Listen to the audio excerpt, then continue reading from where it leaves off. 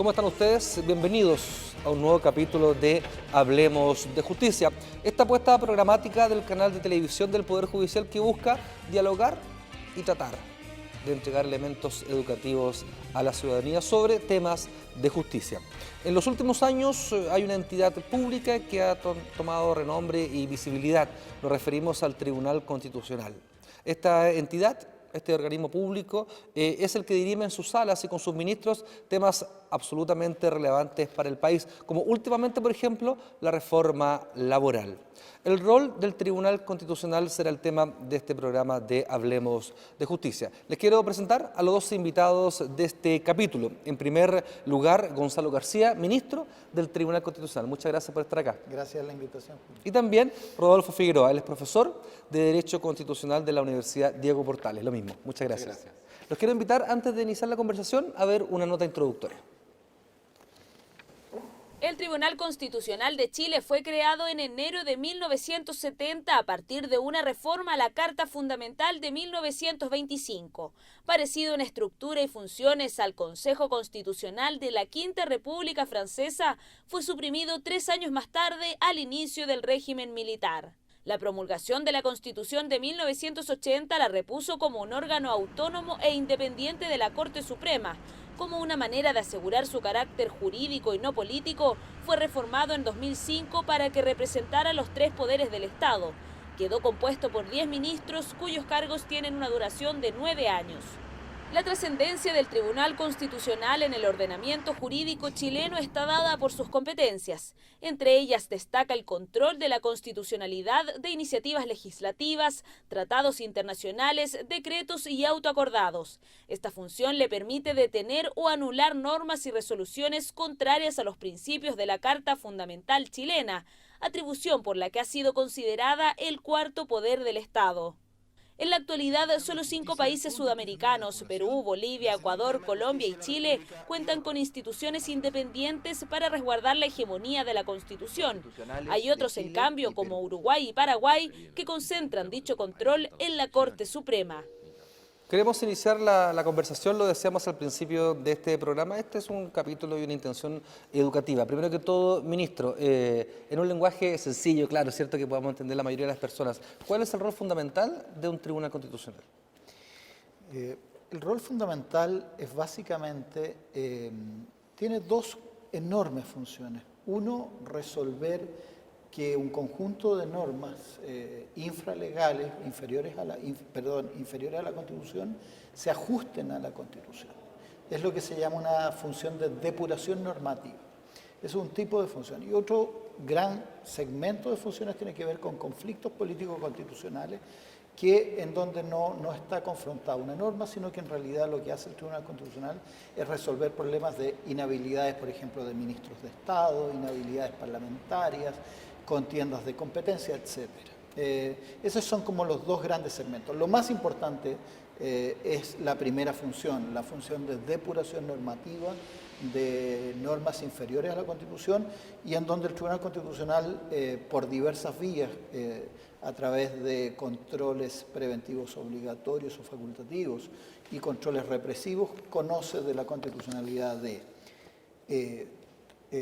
leyes de reforma constitucional, leyes de interpretación constitucional, tratados internacionales en materias de normas orgánicas constitucionales, leyes orgánicas constitucionales, proyectos de ley, decretos supremos en determinadas especificidades y adicionalmente respecto de leyes por la vía de un recurso que es el que más tiempo nos dedicamos hoy día, que es el requerimiento de inaplicabilidad a leyes vigentes que tienen algún efecto en casos concretos. Eso yo diría en términos muy genéricos, son las principales funciones hoy. ¿Quiénes pueden acudir al Tribunal Constitucional? ¿Solo las autoridades o cualquier ciudadano?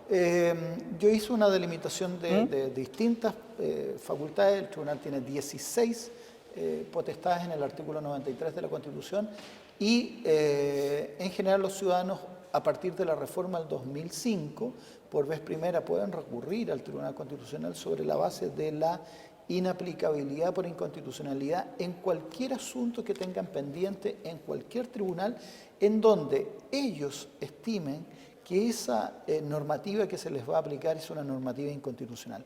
Adicionalmente, ya que estamos aquí en esta sede, no es solo una facultad de los ciudadanos que tramitan sus asuntos en distintos tribunales, sino que también de los jueces, que ellos pueden estimar que la norma que resuelve un asunto es una norma que los jueces estiman inconstitucional, y para eso, previo a resolver, envían y hacen un requerimiento de su solicitud al Tribunal Constitucional para que verifique si es o no es constitucional. Profesor Figueroa, pareciera en la discusión pública que el Tribunal Constitucional es una entidad nueva, pero ya veíamos en la nota que viene desde 1970. ¿Nos puede contar usted los orígenes de este tribunal y cómo ha ido evolucionando en el tiempo?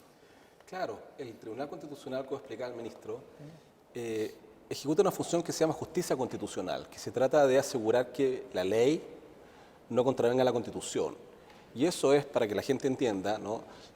Pensar que la Constitución es la norma suprema, la más importante de cualquier país, y por lo tanto las leyes no deben vulnerar la Constitución, por ejemplo, vulnerar derechos fundamentales de las personas. Entonces la justicia constitucional, consistente en asegurar que eso no pase, que una ley no vulnere derechos de las personas o que no infrinja la Constitución, eso ocurrió en Estados Unidos, ¿no? En 1803, el famoso caso, ¿no? Marbury versus Madison. Allí ocurrió que la Corte Suprema de Estados Unidos, ¿no? Que no es un tribunal constitucional, que nadie usaba esa expresión siquiera, ¿no? Claro. Se encontró de repente con un caso que tenían que resolver como jueces, ¿no? Una Corte Suprema como la que estamos ahora, ¿no? Y se dio cuenta que una ley que había que aplicar infringía la Constitución, y se hicieron la pregunta, ¿no? ¿Qué hacemos en un conflicto entre ley y Constitución? ¿Oprime la ley, oprime la Constitución? Y dijeron, si oprime la ley, la Constitución entonces es irrelevante, ¿no? Claro. Tienen que oprimir la Constitución. Y allí se sentó esta idea de justicia constitucional, hace 213 años, ¿no? En un caso de conflicto, prima la Constitución. Los tribunales constitucionales se empezaron a crear en el siglo XX, o sea, pasaron 120 años, hasta que se crearan en Europa tribunales especiales, ¿no? Que no eran Cortes Supremas, sino tribunales separados del Poder Judicial que ejercían este control. Entonces, pero esta tarea, ¿no? De justicia constitucional tiene 213 años en el mundo, ¿no? Sí. ¿Por qué no puede ser un tribunal asociado a la Corte Suprema o al poder del Estado, que es el Poder Judicial, quien dirima esta competencia? ¿O por qué no pueden ser los mismos ministros de la Corte Suprema de los países? A ver, no, pueden ser. Es decir, yo aquí creo que habría que distinguir justicia constitucional, es decir, este control de que la ley no contravenga la Constitución, del órgano Tribunal Constitucional. Porque en Estados Unidos no hay un tribunal constitucional especial o separado, es la misma Corte Suprema. De modo que la Corte Suprema tiene funciones ordinarias y justicia constitucional. Yeah. En cambio, en Chile y en los países que tienen un tribunal constitucional separado, ¿no? Ellos ejercen la función de justicia constitucional. Pero hay muchos sistemas en el mundo, ¿no? Sí. Y combinados, es decir, las Cortes chilenas también tienen un rol de justicia constitucional, lo que pasa es que es distinto al del Tribunal Constitucional, claro, ¿no? Los recursos de protección, por ejemplo. Claro, Ministro, quizás había que especificar que en 1925 la Constitución nuestra contemplaba el recurso de inaplicabilidad por inconstitucionalidad de las leyes en sede Corte Suprema. Yeah. Entonces, durante prácticamente 80 años, la Corte Suprema ejerció este control de constitucionalidad, y el constituyente el año 2005 traspasó con algunas modificaciones, pero esencialmente traspasó este recurso al Tribunal Constitucional. Habida cuenta de una serie de explicaciones que son un poco largas respecto básicamente de los resultados y de una cierta timidez en la determinación sobre la cantidad de casos en donde se inaplicó efectivamente un artículo por inconstitucional. Entonces, no es que no hubiese existido en nuestra historia una función constitucional de control de constitucionalidad dentro de la jurisdicción ordinaria. Y como muy bien dijo Rodolfo, en Chile la supremacía constitucional no es una supremacía exclusiva del Tribunal Constitucional. También la jurisdicción ordinaria, a través de las Cortes de Apelación y las Cortes Supremas, ejercen probablemente la más relevante de las funciones constitucionales, que es la garantía de los derechos fundamentales.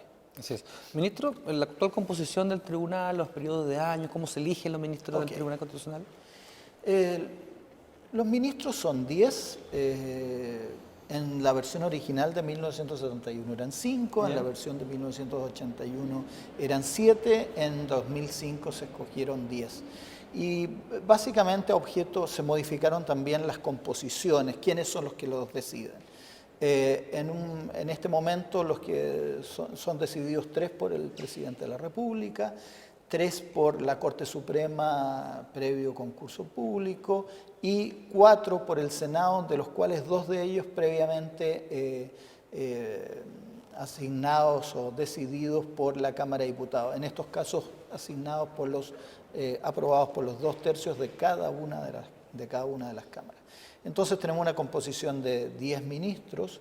El periodo de nombramiento de cada uno de ellos es de 9 años. Hay una hipótesis excepcional de una posibilidad de renovarse en el cargo cuando alguien ejerció en un periodo inferior a 5 años y como reemplazante de un ministro titular que renunció o que se le venció su periodo por edad, etc. Entonces, pero las reglas generales son que duran 9 años, o sea, un periodo lo suficientemente largo como para tener independencia, pero tampoco lo suficientemente eterno como para creer que uno es dueño de la estructura constitucional, para perpetuarse. Profesor, ¿está satisfecho usted en las teorías con el nivel de cantidad de ministros, la elección de los ministros y el desarrollo de las salas? A ver, bueno, hay múltiples sistemas, la verdad, en el mundo, ¿no? Y yo creo que no hay información ni discusión doctrinaria que diga no, tal o cual sistema es el mejor y todos debemos transitar hacia allá, ¿no? Hay de todo. Hay, en Estados Unidos la Corte Suprema son 9 ministros, ¿no? El español son 12, el alemán son 16, en algunas partes los nombra solamente el Congreso, en otras partes interviene el Poder Judicial nombrando o el Ejecutivo, ¿no? En Estados Unidos los designa el Presidente de la República, los ratifica el Senado, en Alemania son todos elegidos solo por el Congreso. Hay múltiples sistemas, ¿no? No hay un solo modelo dominante. ¿Y el de Chile funciona bien a su juicio? ¿Podría haber mejoras? No, yo creo que la idea de que participen varios órganos en la designación es muy importante, yo creo que es bien relevante. El hecho de que duren 9 años, ¿no? Y no haya una reelección que dependa de algún órgano que lo designó, como fue en un comienzo, ¿no? También yo creo que es importante, ¿no? Porque el tema es acá asegurar, ¿no? Independencia, imparcialidad, y en buena medida eso se logra también cuando no existe renovación, ¿no? Ese quizá es un estándar que uno podría mencionar, ¿no? Algunos especialistas en temas orgánicos de la judicatura suelen mencionar que la renovación puede ser un incentivo para ser un poco proclive a quien me va a renovar, digamos, ¿no? ¿Sí? Por eso que los jueces son, por ejemplo, ejercen el cargo indefinidamente, de por vida en Estados Unidos, titularidad, claro. En Chile hasta los 75 años, ¿no? O un plazo fijo, ¿no? Esos son los dos modelos. Y en Chile se eligió el sistema de plazo fijo, o sea, los ministros no son vitalicios. Yo creo que es un buen modelo, sí. Perfecto. Queremos seguir conversando, los vamos a invitar a ver los datos claves, que son una serie de números asociados a la labor del Tribunal Constitucional. Los invito a verlos. Durante 2015, 186 asuntos ingresaron al Tribunal Constitucional. En el mismo periodo, el Tribunal dictó 83 sentencias definitivas. 327 días es el tiempo promedio que dura la tramitación de un requerimiento de inaplicabilidad en el Tribunal Constitucional. 25 países del mundo cuentan con tribunales constitucionales independientes. Eran los datos claves. El nivel de tiempo y rendimiento, ingreso versus causa versus sentencia definitiva, ¿les parece acorde a la cantidad de trabajo y la cantidad de ministros? A ver, nosotros de la estadística que se vio, en el fondo queda claro que el 85% de la carga de trabajo tiene que ver con los requerimientos de inaplicabilidad. Sí. En general, si bien entran, es un volumen oscilante de causas, en realidad hay un promedio de 200 causas, en términos generales, por año. Sí. Pero de esas 200 causas, al final, lo relevante, muchas quedan en sede de no son admitidas a trámite o son inadmisibles. Lo relevante es el volumen de sentencias importantes al final. Y de esas sentencias, el Tribunal Constitucional resuelve en el fondo 70, 80 asuntos. Y de esos 70 o 80 asuntos, alrededor de 25 casos los declara habitualmente inaplicables. Esos son más o menos estadísticas complementarias. ¿Con qué lo puedo comparar? Lo puedo comparar con la Corte Suprema Americana, en donde por distintas vías ellos al final llegan a resolver 90, 100 asuntos, en el fondo.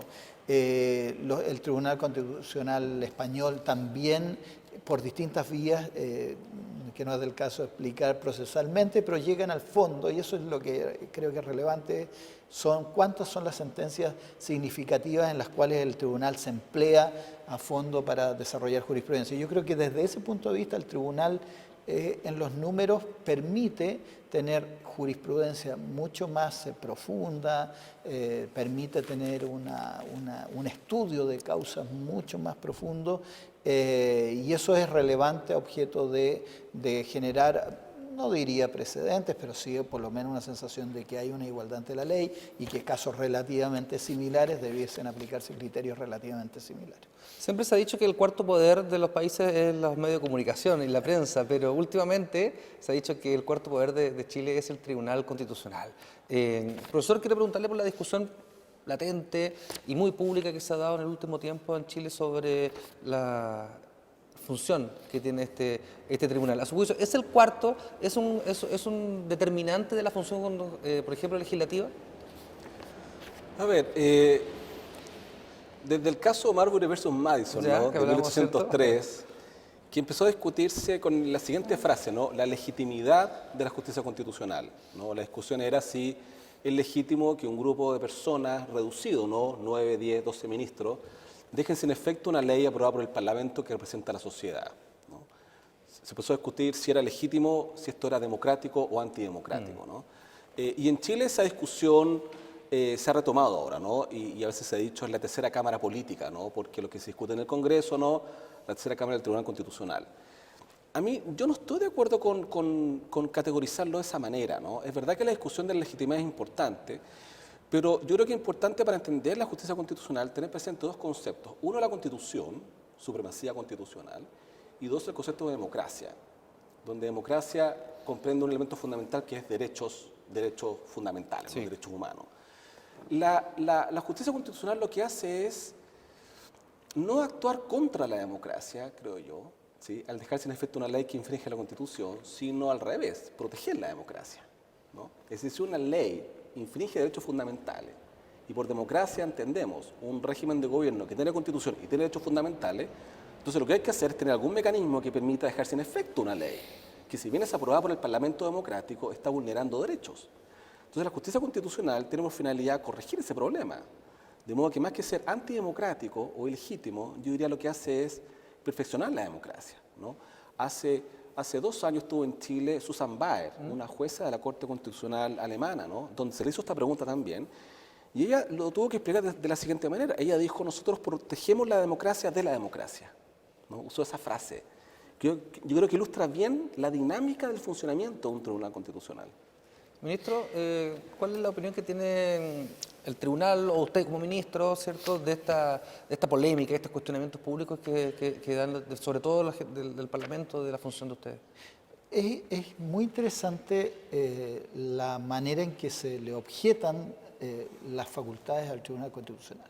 Una objeción es la objeción política. Ellos resuelven políticamente y por eso la mejor expresión es tercera cámara, son claro. Tercera cámara. Yo lo primero que quiero decir es que el tribunal tiene poderes importantes, pero no tiene el poder de crear una ley, no tiene el poder de resolver un asunto, no tiene el poder de, por ejemplo, en el caso laboral, verificar cómo se realiza adecuadamente una negociación colectiva en Chile. Eso sigue siendo resorte del Congreso Nacional que está frente a nosotros, del Poder Legislativo. Y por eso no es tercera cámara, porque las cámaras por esencia lo que hacen es resolver problemas políticos y resolverlos en todos sus detalles. El tribunal lo que hace es decir, mire, tal ley es inconstitucional, tal proyecto de ley es inconstitucional. Entonces, desde el punto de vista de la objeción política, esa es parte de una función que es incómoda, porque efectivamente los poderes democráticos deciden con fuerza determinadas decisiones y a veces en esos empeños pueden, como se llama, socavar algunas reglas constitucionales. Y para eso los tribunales tienen alguna función. Esa es una manera de mirarlo. Hay otros que miran cuando se les dice, bueno, el tribunal es antidemocrático. En realidad hay autores que piensan en lo siguiente. Lo verdaderamente antidemocrático es al servicio de quién están las decisiones del Tribunal Constitucional. Entonces, es verificar las sentencias, es hacer un estudio profundo de ellas, es mirar las razones por las cuales se va, quiénes son los requirentes, quiénes son los que ganan, etc. Y ese tipo de estudios, en general, no se han hecho de manera exhaustiva en Chile, que es mirar casi cada asunto y decir, mire, esto es un tribunal antidemocrático por estas razones. Y esto es verdaderamente importante porque, por ejemplo, la verdadera revolución jurídica en Chile de los últimos años es una revolución sobre la cual no miramos mucho, no la atendemos con mucha simpatía, porque la miramos como una cuestión relativa a asuntos menores. Y estoy pensando en la masificación de las impugnaciones de los contratos de salud por alza de sus precios. Sí. Bueno, aquí tenemos 350.000 recursos de protección que se deciden en estos últimos años. 350.000 personas que se movilizan hacia los tribunales en búsqueda de una solución.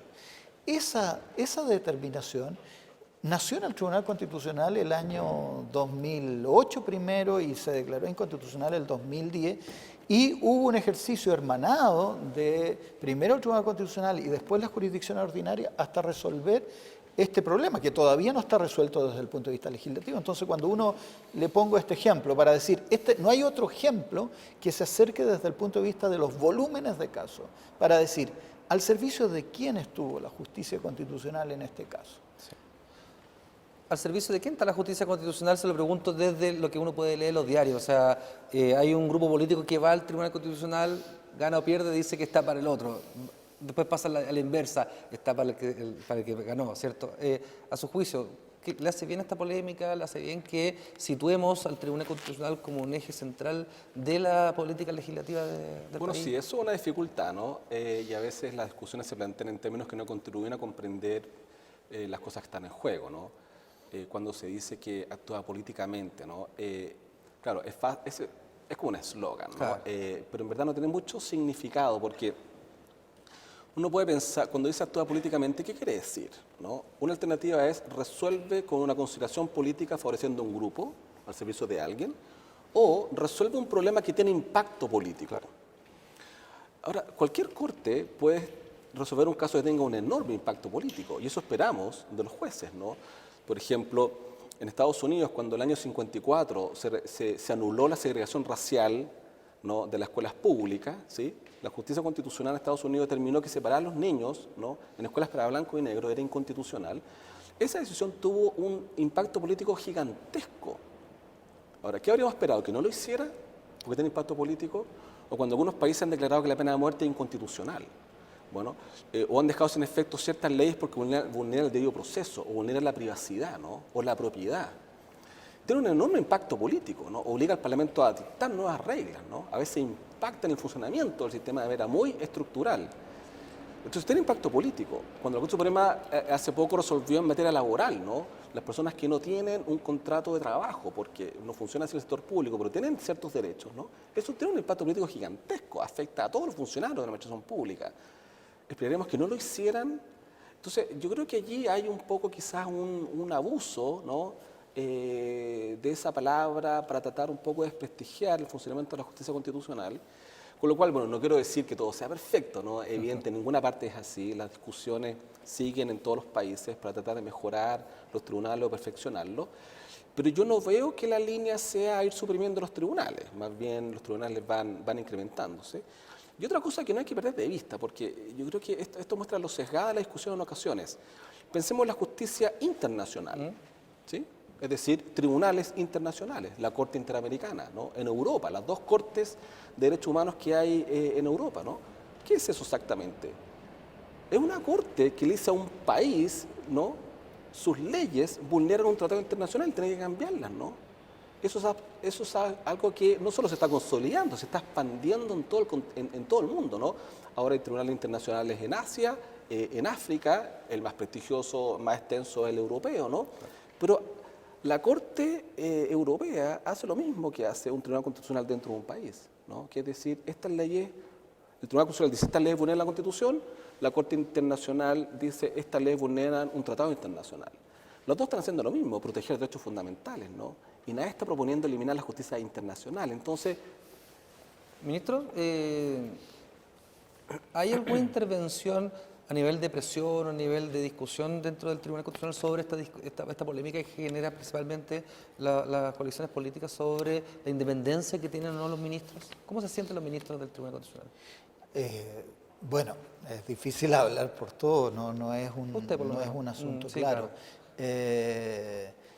Yo creo que obviamente uno está en una sociedad de la cual no puede sustraerse, eso es la primera regla del juego, y es evidente que en nuestro país se está debatiendo sobre un cambio constitucional, y en medio de esto el tribunal ejerce sus potestades y es probablemente el que sus decisiones aparecen impactando muy fuertemente en ellas. Pero yo quiero decir que el Tribunal Constitucional durante muchos años ejerció poderes muy significativos, muy parecidos a esto, pero lo ejerció, digamos, bajo reglas más opacas, en donde no había una difusión pública tan relevante, no había una discusión tan significativa como la que ha habido ahora.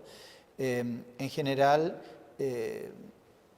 yo diría que en nuestro país, en democracia, ha habido distintos gobiernos de distintos signos.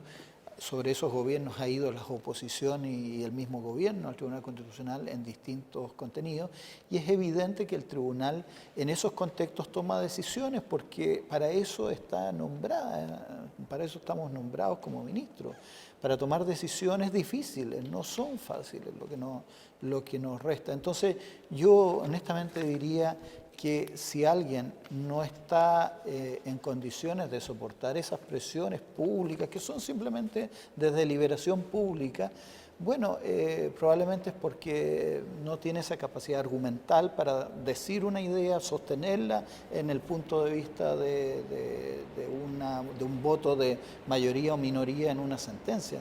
Yo creo que nosotros, en términos estrictos, no podemos actuar al calor de las determinaciones públicas contingentes, sino que mirar lo más posible el derecho y ver que las decisiones del Congreso Nacional tengan la interpretación más conciliable con la Constitución.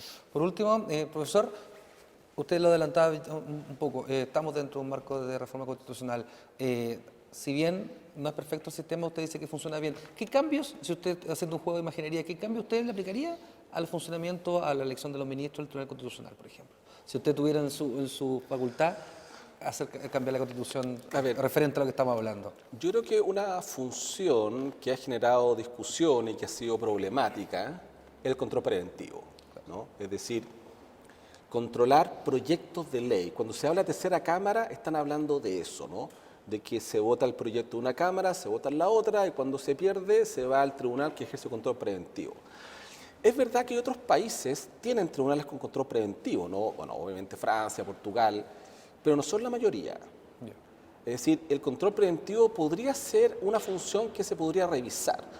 En buena medida, porque si hay un problema en un proyecto de ley, bueno, si el Parlamento lo aprueba, se puede atacar ese problema una vez que ya se aprobó, como que es que no hay control preventivo, sino solo represivo.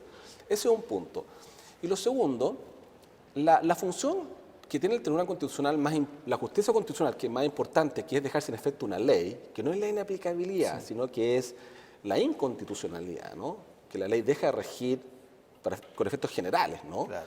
Eso ha pasado 4 veces en Chile, ¿sí? Con este tribunal, ¿no? En 10 años, desde que entró en funcionamiento esta facultad, sí, ¿no? El 93, número 7, 4 veces.